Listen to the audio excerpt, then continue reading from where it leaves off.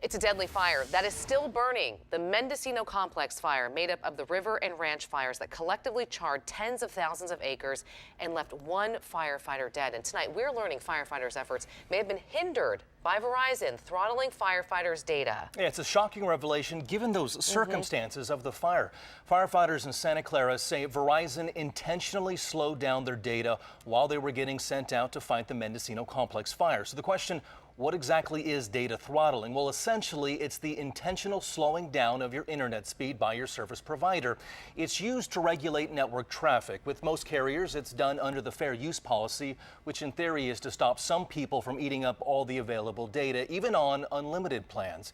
And if your data has been throttled in the past, you may have noticed that your apps or internet just take a lot longer to load and to work. Earlier today, with that in mind, Verizon Wireless executives were on the hot seat during a state assembly hearing at the Capitol. Now, the Santa Clara Fire Department says at the time of the Mendocino Complex fire, it had reached its data plan limit. But while on the phone with Verizon trying to resolve the issue, the cell phone provider tried to sell the department a more expensive plan. Fox 40's Doug Johnson was at that hearing today. He joins us now live from the Capitol. And Doug, did this prevent firefighters from putting out the flames?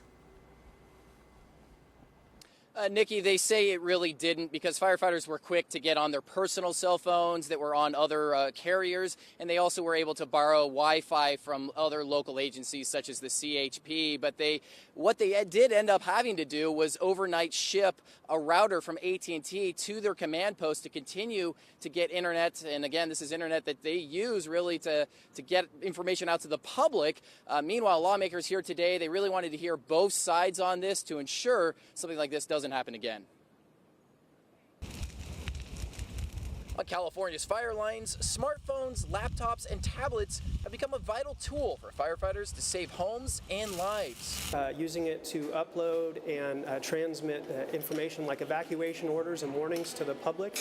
That's why lawmakers are furious to hear that during the Mendocino Complex fire, a group of Santa Clara firefighters operating a communications post at the base camp in Lake County had their data restricted. This is unforgivable. It's inexcusable. This was not a fire drill. This was now the largest fire in California history, and only a year after the most destructive fire in California history. Friday, Assembly member Mark Levine, co-chair of the Natural Disasters Response, Recovery, and Rebuilding Committee, held a fact-finding hearing with the Santa Clara Fire Department and Verizon executives. And most people would agree that we should never be throttling first responders. Verizon executives declined to answer our questions after the meeting, but Verizon Vice President of Business and Government Sales, Dave Hickey, read a prepared statement to Levine and other lawmakers. For that, we are truly sorry, and we're making every effort to ensure that it never happens again. Hickey added that Thursday, Verizon removed all speed caps for firefighters on the West Coast and Hawaii. He and other Verizon executives also answered the committee's questions.